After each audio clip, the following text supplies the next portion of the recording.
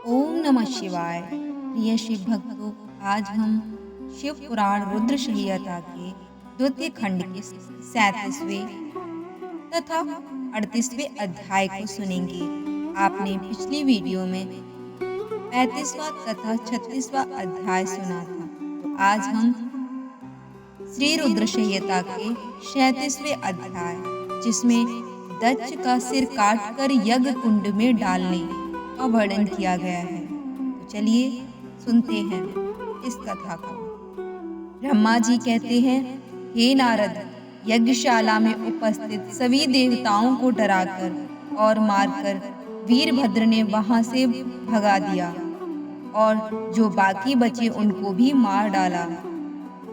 तब उन्होंने यज्ञ के आयोजक दक्ष को, जो कि भय के मारे अंतर्वेदी में छिपा था, बलपूर्वक पकड़ लिया।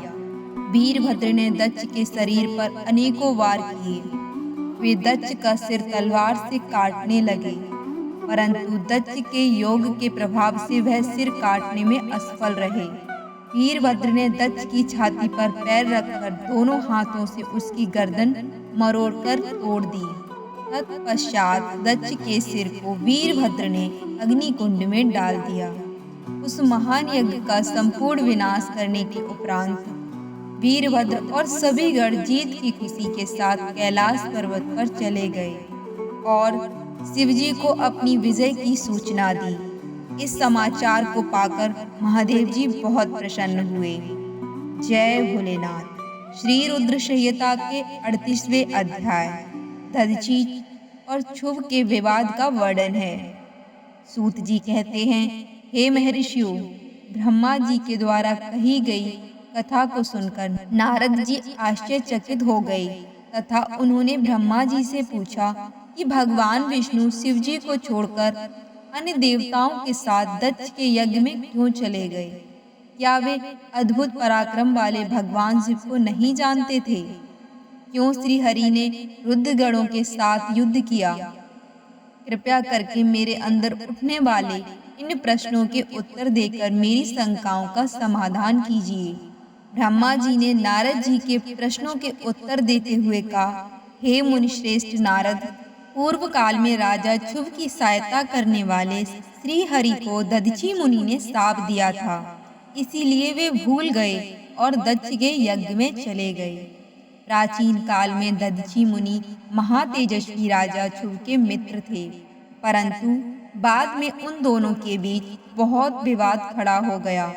विवाद का कारण मुनि दधीचि का 4 वर्णों ब्राह्मण, क्षत्रिय, वैश्य और शूद्र में ब्राह्मणों को श्रेष्ठ बताना था, परंतु राजा क्षुभ, जो कि धन वैभव के अभिमान में डूबे हुए थे, इस बात से पूर्णतः असहमत थे। क्षुभ सभी वर्णों में राजा को ही श्रेष्ठ मानते थे।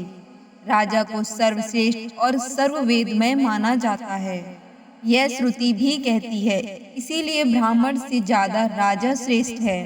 हे दधीचि, आप मेरे लिए आदरणीय हैं। राजा क्षुभ के कथन को सुनकर दधीचि को क्रोध आ गया। उन्होंने इसे अपना अपमान समझा और क्षुभ के सिर पर मुक्के का प्रहार कर दिया। दधीचि के इस व्यवहार से मद में चूर क्षुभ को और अधिक क्रोध आ गया। उन्होंने वज्र से दधीचि पर प्रहार कर दिया। वज्र से घायल हुए दधीचि मुनि ने पृथ्वी पर गिरते हुए योगी शुक्राचार्य का स्मरण किया। शुक्राचार्य ने तुरंत आकर दधीचि मुनि के शरीर को पूर्ववत कर दिया। शुक्राचार्य ने दधीचि से कहा कि मैं तुम्हें महामृत्युंजय का मंत्र प्रदान करता हूँ। त्र्यंबकम यजामहे, अर्थात हम तीनों लोकों के पिता भगवान शिव, जो सूर्य, सोम और अग्नि तीनों मंडलों के पिता हैं, सत्व, रज और तम आदि तीनों गुणों के महेश्वर हैं, जो आत्म तत्व, विद्या तत्व और शिव तत्व, पृथ्वी, जल व तेज सभी के स्रोत हैं, जो ब्रह्मा, विष्णु और शिव तीनों आधारभूत देवताओं के भी ईश्वर महादेव हैं। उनकी आराधना करते हैं। सुगंधिम पुष्टिवर्धनम, अर्थात जिस प्रकार फूलों में खुशबू होती है, उसी प्रकार भगवान शिव भूतों में, गुणों में, सभी कार्यों में, इंद्रियों में अन्य देवताओं में और अपने प्रिय गणों में क्षारभूत आत्मा के रूप में समाये हैं। उनकी सुगंध से ही सबकी ख्याति एवं प्रसिद्धि है। पुष्टिवर्धनम अर्थात वे भगवान शिव ही प्रकृति का पोषण करते हैं। वे ही ब्रह्मा, विष्णु, मुनियों एवं सभी प्रकार के देवताओं का पोषण करते हैं। उर्वारुकमेव बंधनात् मृत्योर्मूर्छे मामृतात् अर्थात जिस प्रकार खरबूजा पक जाने पर लता से टूटकर अलग हो जाता है, उसी प्रकार मैं भी मृत्यु रूपी बंधन से मुक्त होकर मोक्ष को प्राप्त करूं।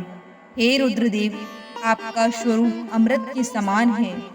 जो पुण्य कर्म, तपस्या, स्वाध्याय, योग और ध्यान से उनकी आराधना करता है, उसे नया जीवन प्राप्त होता है।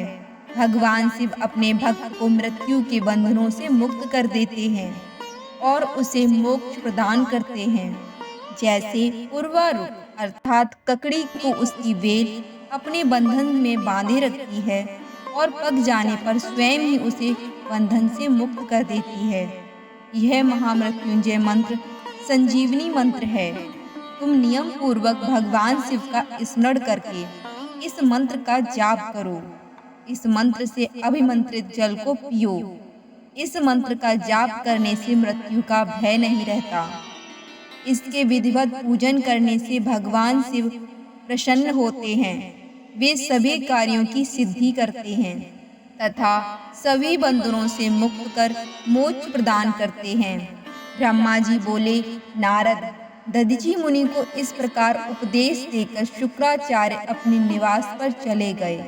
उनकी बातों का दधीचि मुनि पर बड़ा प्रभाव पड़ा और वे भगवान शिव का स्मरण कर उन्हें प्रसन्न करने के लिए तपस्या करने वन में चले गए। वन में उन्होंने प्रेम पूर्वक भगवान शिव का चिंतन करते हुए उनकी तपस्या आरंभ कर दी। दीर्घ काल तक वे महामृत्युंजय मंत्र का जाप करते हुए उनकी इस निस्वार्थ भक्ति से भक्तवत्सल भगवान शिव प्रसन्न होकर उनके सामने प्रकट हो गए। दधीचि ने दोनों हाथ जोड़कर शिव जी को प्रणाम किया। उन्होंने महादेव जी की बहुत स्तुति की। शिव ने कहा, मुनिश्रेष्ठ दधीचि, मैं तुम्हारी इस उत्तम आराधना से बहुत प्रसन्न हूँ। तुम वर मांगो, मैं तुम्हें मनोवांछित वस्तु प्रदान करूँगा। यह कहकर दधीचि हाथ जोड़े नतमस्तक होकर कहने लगे, हे देवाधिदेव करुणानिधान महादेव जी, अगर आप मुझ पर प्रसन्न हैं तो कृपा कर मुझे 3 वर प्रदान करें। पहला यह कि मेरी अस्थियां वज्र के समान हो जाएं। दूसरा, कोई भी मेरा वध न कर सके, अर्थात मैं हमेशा अवध्य रहूं। और तीसरा कि मैं हमेशा अधीन रहूं, कभी दीन ना होऊं। शिवजी ने तथास्तु कहकर 3 वर दधीचि को प्रदान कर दिए। तीनों मन चाहे वरदान मिल जाने पर दधीचि मुनि बहुत प्रसन्न थे। वे आनंद मग्न होकर राजा क्षुभ के स्थान की ओर चल दिए। वहां पहुंचकर दधीचि ने क्षुभ के सिर पर लात मारी। क्षुभ विष्णु जी का परम भक्त था। राजा होने के कारण वह भी अहंकारी था। उसने क्रोधित हो तुरंत दधीचि पर वज्र से प्रहार कर दिया, परंतु क्षुभ के प्रहार से दधीचि मुनि का बाल भी बांका नहीं हुआ। यह सब महादेव जी के वरदान से हुआ था। यह देखकर क्षुभ को बड़ा आश्चर्य हुआ। तब उन्होंने वन में जाकर इंद्र के भाई मुकुंद की आराधना शुरू कर दी। तब विष्णु जी ने प्रसन्न होकर क्षुभ को दिव्य दृष्टि प्रदान की। क्षुभ ने विष्णु जी को प्रणाम कर उनकी भक्ति भाव से स्तुति की। तत्पश्चात क्षुभ बोले, भगवान, मुनिश्रेष्ठ दधीचि पहले मेरे मित्र थे, परंतु बाद में हम दोनों के बीच में विवाद उत्पन्न हो गया। दधीचि ने परम पूजनीय भगवान शिव की तपस्या महामृत्युंजय मंत्र से कर उन्हें प्रसन्न किया तथा अवध्य रहने का वरदान प्राप्त कर लिया है। तब उन्होंने मेरी राजसभा में मेरे समस्त दरबारियों के बीच मेरा घोर अपमान किया उन्होंने सबके सामने मेरे मस्तक पर अपने पैरों से आघात किया। साथ ही उन्होंने कहा कि मैं किसी से नहीं डरता। भगवान मुनि दधीची को बहुत घमंड हो गया है। ब्रह्मा जी बोले, नारद, जब श्री हरि को इस बात का ज्ञान हुआ कि दधीची मुनि को महादेव जी द्वारा अवध्य होने का आशीर्वाद प्राप्त है, तो वे कहने लगे कि जो महादेव जी के भक्तों को कभी भी किसी प्रकार का भय नहीं होता। यदि मैं इस विषय में कुछ करूं तो दधीची को बुरा लगेगा और वे शाप भी दे सकते हैं।